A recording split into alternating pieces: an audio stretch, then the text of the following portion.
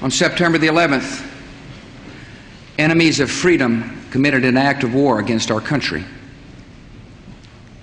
Americans have known wars, but for the past 136 years, they have been wars on foreign soil, except for one Sunday in 1941.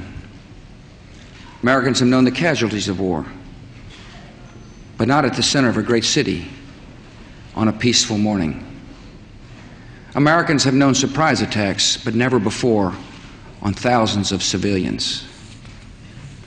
All of this was brought upon us in a single day, and night fell on a different world, a world where freedom itself is under attack.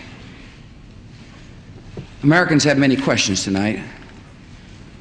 Americans are asking, who attacked our country? The evidence we have gathered all points to a collection of loosely affiliated terrorist organizations known as Al-Qaeda.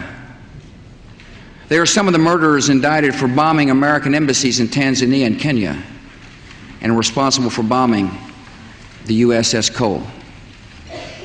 Al-Qaeda is to terror what the mafia is to crime, but its goal is not making money. Its goal is remaking the world and imposing its radical beliefs on people everywhere. The terrorists practice a fringe form of Islamic extremism that has been rejected by Muslim scholars and the vast majority of Muslim clerics, a fringe movement that perverts the peaceful teaching of Islam.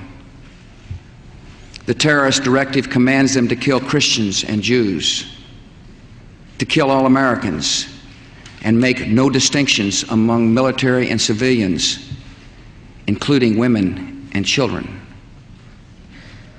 This group and its leader, a person named Osama bin Laden, are linked to many other organizations in different countries, including the Egyptian Islamic Jihad and the Islamic movement of Uzbekistan. There are thousands of these terrorists in more than 60 countries. They are recruited from their own nations and neighborhoods and brought to camps in places like Afghanistan, where they are trained in the tactics of terror. They are sent back to their homes or sent to hide in countries around the world to plot evil and destruction.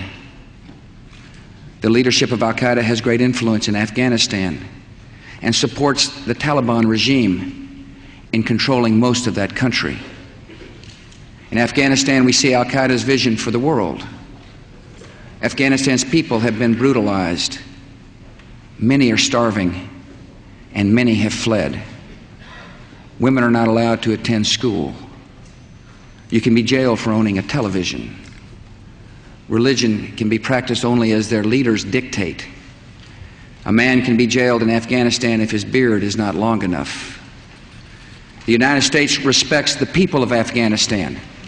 After all, we are currently its largest source of humanitarian aid, but we condemn the Taliban regime.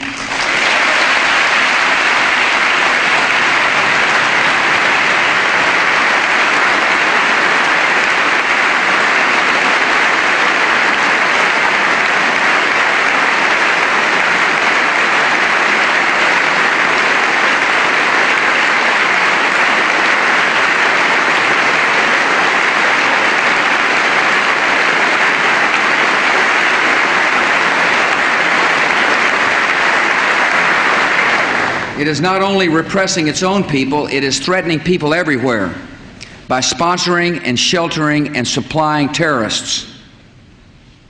By aiding and abetting murder, the Taliban regime is committing murder. And tonight, the United States of America makes the following demands on the Taliban. Deliver to United States authorities all the leaders of Al-Qaeda who hide in your land.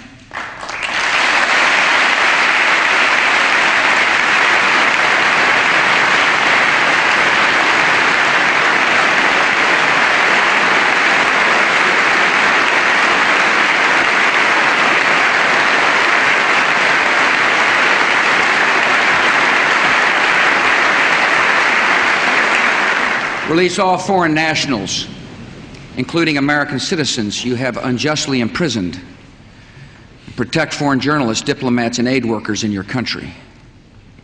Close immediately and permanently every terrorist training camp in Afghanistan, and hand over every terrorist and every person in their support structure to appropriate authorities.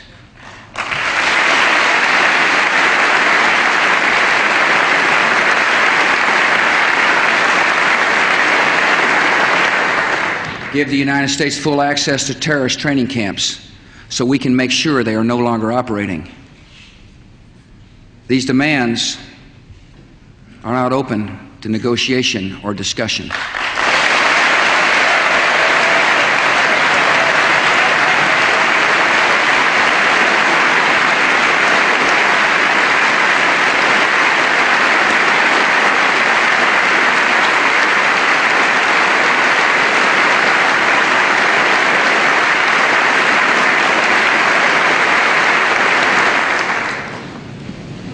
The Taliban must act, and act immediately. They will hand over the terrorists, or they will share in their fate. I also want to speak tonight directly to Muslims throughout the world. We respect your faith. It's practiced freely by many millions of Americans, and by millions more in countries that America counts as friends. Its teachings are good and peaceful. And those who commit evil in the name of Allah blaspheme the name of Allah. The terrorists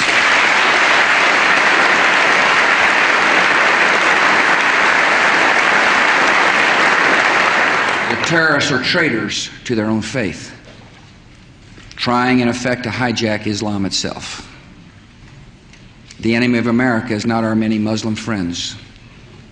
It is not our many Arab friends. Our enemy is a radical network of terrorists and every government that supports them.